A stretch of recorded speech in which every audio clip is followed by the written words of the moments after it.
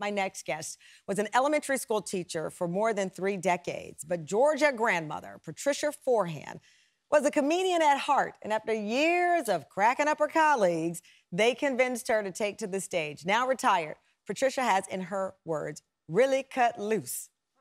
Her comedy talks about sex, marriage, growing older. Here's a sneak peek. I didn't talk about sex much with my parents when I was growing up. And when I did, they would use these euphemisms that would confuse the hell out of me.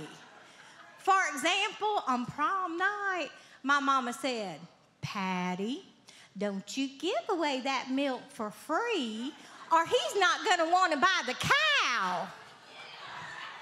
Well, what the hell does that mean?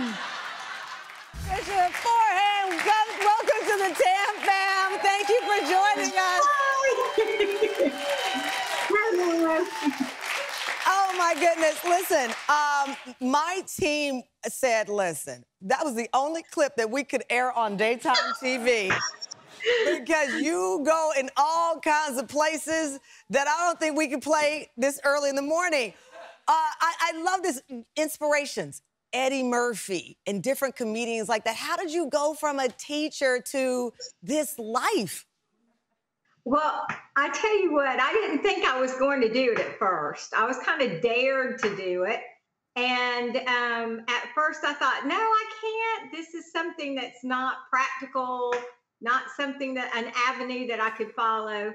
But then I thought about what I told my students every single day. And I told them to go after their dreams, to work as hard as they could, and do what they wanted to do with their lives. And here I wasn't practicing what I was preaching.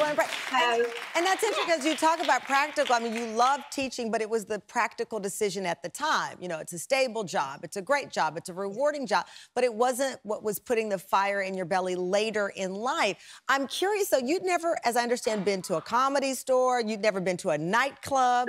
And suddenly you find yourself alone on stage, open mic 2015 in Atlanta. Yes, yes.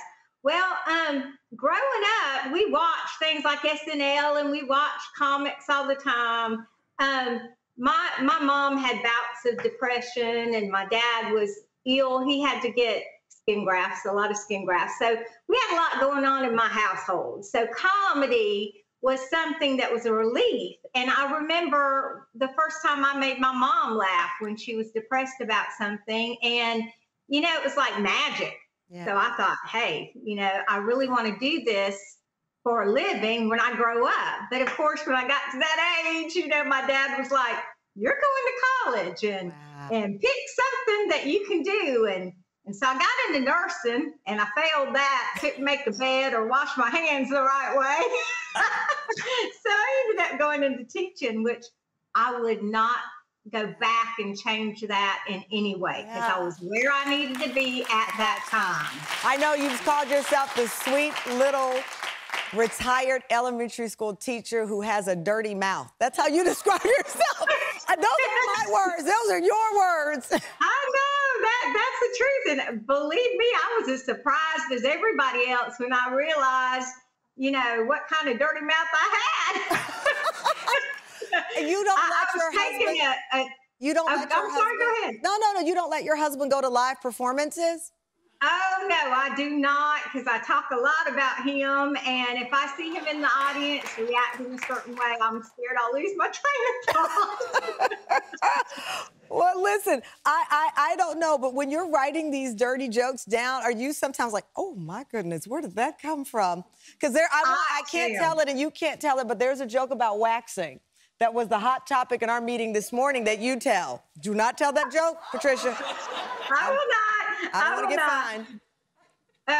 Yeah, I mean, I do most of my writing at night as falling asleep in the bed. I have my cell phone next to the bed and I will just get it and type in, you know, for the note area, I type in the jokes and the taglines. And as I'm drifting off to sleep, so I hope to goodness gracious that nobody ever finds my phone. Well, I love it. Congratulations on finding the path, not regretting the past, and owning your future. It's an awesome story. Thank you, Patricia.